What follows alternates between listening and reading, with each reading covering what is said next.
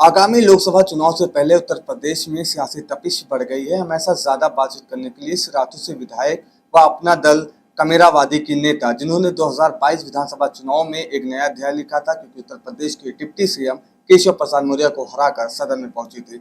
हमेशा ज्यादा बातचीत करने के लिए मैम, उत्तर प्रदेश में लोकसभा चुनाव को लेकर तैयारियां जोरों पे है, क्या कुछ तैयारी आपकी है? देखिए, उत्तर प्रदेश में हमारा गठबंधन समाजवादी पार्टी के साथ है। वो हमारे बड़े भाई के रूप में इस गठबंधन में है और हम सबका उद्देश्य सिर्फ इतना है कि इस बार बीजेपी के द्वारा जो एक मुगलती जो एक एटमॉस्फेयर क्रिएट किया गया है, जहाँ पर झूठे वादों की एक बड़ी लंबी लिस्ट है, उन तमाम को हम डेटा के साथ पब्लिक के सामने उजागर करें कि वादा किया था 15 लाख देने का और नोटबंदी के बाद आपकी जेब से आपका पैसा निकाल लिया। वादा किया था रोजगार देने का और जिस प्रकार से कोरोना के दौरान आपने लॉकडाउन किया, वो अनप्लान्ड लॉकडाउन, उससे लोगों के रोजगार चले गए, जिससे जो दलित था, जो गरीब था, वो और गरीब होता चला गया। तो कहीं ना कहीं ये तमाम वादे जो झूठे थे और अब 9 साल की सत्ता के बाद भी आप उनको पूरा नहीं कर पाए हैं, इन तमाम चीज़ों की चर्चा हम पब्लिक के बीच में करें, उनको समझाने का काम करें कि जैसा कि अभी कर्नाटक में देखने को मिला कि वहाँ की जो एक स्थानीय संस्था थी नंदिनी, उसको इन्होंने हड़पने का काम किया, तो वहाँ के लोगों ने इनको बॉर्डर से बाहर कर दिया, सरकार कांग्रेस की बना दी।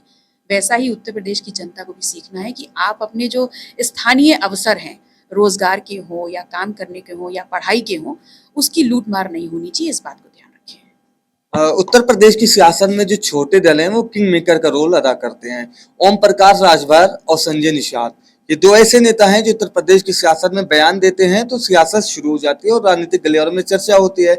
मैम, आप छोटे दल से हैं, अपना दल कमेरावादी से आप हैं, क्या कुछ मानते हैं, क्या छोटे दलों को विपक्ष के साथ आना चाहिए? मेरा ये मानना है कि दल छोटा या बड़ा नहीं होता, आपकी विचारधारा और आप क्या करना चाहते हैं, उद्देश्य क्या है, ये बड़ा होता है। अपना दल भारतीय राजनीति में 25 साल से है। डॉक्टर सोनीलाल पटेल जी ने इसकी नींव रखी और तब से ही हमारा ये मानना और हम इसी विचारधारा पे काम कर रहे हैं कि इस देश का दलित, इस देश का किसान, इस देश का मजदूर, इस देश का पिछड़ा, इस देश का अल्पसंख्यक जब तक मुस्कुराएगा नहीं और मुस्कुराने का साधन होगा उसकी कमाई, उसकी पढ़ाई और उसकी दवाई, जब तक ये तीनों उसके पास मुहैया नहीं होंगे, देश कभी आगे नहीं बढ़ सकता। बात करेंगे जयंत चौधरी की। अखिलेश यादव के साथ वो थे, 2022 चुनाव में खूब रैलियां हुई, एक साथ दिखे। अब खबर आ रही है कि जयंत चौधरी का मनमुटाव चल रहा है, तो क्या लगता है कि जो अखिलेश यादव के साथ जो भी दल जुड़े थे उनमें मनमुटाव है? क्योंकि ओपी राजभर लगातार ये कह रहे हैं कि बीजेपी लगातार लोगों को वेट देती है, जब अखिलेश यादव के पास लोग जाते हैं तो कांग्रेस का साथ छोड़ दिया, मायावती का छोड़ दिया, राजभर का छोड़ दिया, जैन का छोड़ने जा रहे हैं, तो तमाम सारे छोटे दलों का नाम लिया। कितना इत्तेफाक रखते हैं आप? देखिए, 2022 में एक बहुत बड़ा एक ग्रुप बना था और वो अखिलेश जी के नेतृत्व में बना और निस्संदेह हम लोगों ने बहुत बेहतर काम किया। हाँ, ये सच है कि हम लोग सरकार नहीं बना पाए, लेकिन दूसरी तरफ सच्चाई ये भी है कि हमने 12% वोट ज़्यादा लेकर के लोगों को अपनी विचारधारा, अपनी सोच से अपने पक्ष में करने का काम किया। वो गठबंधन आगे भी 2024 में बीजेपी को बहुत महत्वपूर्ण तरीके से रोकने का काम करेगा और ये राजनीति बाजार है, यहाँ अफवाहें उड़ती रहती, बहुत इंपॉर्टेंट नहीं है, लेकिन 2024 बहुत कठिन होगा बीजेपी के लिए। केशव प्रसाद मौर्य ने बयान दिया है कि बीजेपी के कई विधायक उनके संपर्क में हैं, वो कह रहे हैं कि बीजेपी में ले लो, लेकिन केशव प्रसाद मौर्य कह रहे हैं कि हम लेंगे नहीं उनको, हमारे पास इतना टाइम नहीं है। केशव प्रसाद मौर्य जी या भारतीय जनता पार्टी व्यक्ति का कोई भी व्यक्ति क्या बोलता है बहुत इंपॉर्टेंट नहीं है।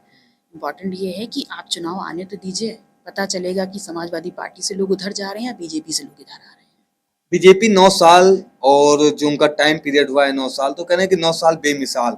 तो कांग्रेस आरोप लगा रही है कि 9 साल में सिर्फ महंगाई बढ़ी है, बेरोजगारों को रोजगार नहीं मिला, तमाम सारे मुद्दे वो उछाल रही है। क्या लगता है कि 9 साल में मोदी जी ने काम किया है? देखिए, 9 साल बेमिसाल तो है ही है। जो देश कृषि प्रधान देश कहलाया जाता है, वहाँ की आज आधी से ज़्यादा जनता को आप 5 किलो राशन पे टिकाए हुए हैं। 9 साल आपकी सत्ता बेमिसाल तो है ही। आपने नौकरियां तो दी नहीं है, बल्कि जिनकी नौकरियां थी उनकी नौकरियां ले ली हैं। 9 साल बेमिसाल तो है ही। हमारी जेब का एक एक पैसा लेकर करके आपने बैंक में जमा करने का काम किया और लुटेरे उसको लेके भाग गए, जिनको आप पकड़ भी नहीं पाए। वहीं अगर इस देश का किसान 50,000 का भी लोन लेता है और वो नहीं वापस कर पाता है, तो बैंक के साथ साथ जितने कर्मचारी हैं वो उसकी डेहरी तक खोदने का काम कर देते हैं। तो भारतीय जनता पार्टी जिस तस्वीर को दिखाने का प्रयास कर रही है, उसका सच्चाई का आईना यही है कि यहाँ पर महंगाई, बेरोजगारी, लोगों के लिए दवाई नहीं है, भुखमरी बढ़ती जा रही है। सियासत की बात करें तो जमीन पे कम, सोशल मीडिया पे ज्यादा सियासत हो रही है। आपने देखा होगा मध्य प्रदेश में सीधी जिला आता है, वहां एक वीडियो वायरल होती है। उत्तर प्रदेश के सोनभद्र जिले से एक वीडियो वायरल होता है। क्या लगता है कि जो लोअर कास्ट के लोग हैं उनका शोषण हो रहा है, उनका दमन हो रहा है? उनका शोषण तो लगातार हो रहा है, ऐसी बात की तो लड़ाई है सामाजिक न्याय की। हम्म, और ये विश्वास मानिए इस दुनिया का चलने वाला सबसे बड़ा आंदोलन है, सामाजिक न्याय का आंदोलन, जिसकी शुरुआत इसी धरती पर हुई और अंत कब होगा पता नहीं। तो बीजेपी तो कह रही है सबका साथ सबका विकास। बीजेपी कहती जरूर है, हाँ। लेकिन सबका साथ सबका विकास कहाँ है? हम्म, ये नौटंकी करने की जरूरत क्या थी कि वहां के मुख्यमंत्री जो है वो उस व्यक्ति को बुला करके कैमरे के सामने उसके पैर धो रहे हैं? हम्म। ये नौटंकी करने की क्या आवश्यकता थी? आप कहते कुछ और हैं, करते कुछ और हैं। और वाकई में अगर आप सबका साथ सबका विकास चाहते हैं तो इस देश के प्रधानमंत्री, इस देश के गृह मंत्री, इस देश के रक्षा मंत्री ये बताने का काम कर दें कि इस देश की जो सबसे बड़ी लॉबी है, इस देश का दलित, अल्पसंख्यक और पिछड़ा, उनके लिए आपने उनके विकास के लिए अभी तक क्या किया है? जातिवार जनगणना करा करके आप उनकी जो गिनती है उसको उजागर क्यों नहीं कर देते हैं?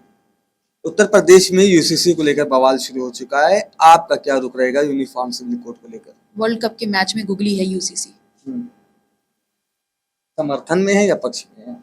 ये गुगली है जिसका कोई आधार ही नहीं है। हम्म, पहले आपको समझ में तो आए हम्म, कि है क्या ये बला। जब आपको महंगाई से, बेरोजगारी से, लोगों की कमाई से, लोगों को जो स्वास्थ्य सुविधाएं हैं वो नहीं मिल पा रही, इन तमाम मुद्दों से आपको ध्यान हटकाना है तो आपने यूसीसी ला के, तो मायावती हो गई, राजभर जी, ये लोग समर्थन में है। शायद उनको समझ में आ गया होगा। हम्म, हमको तो समझ में नहीं आया गुगली अभी तक।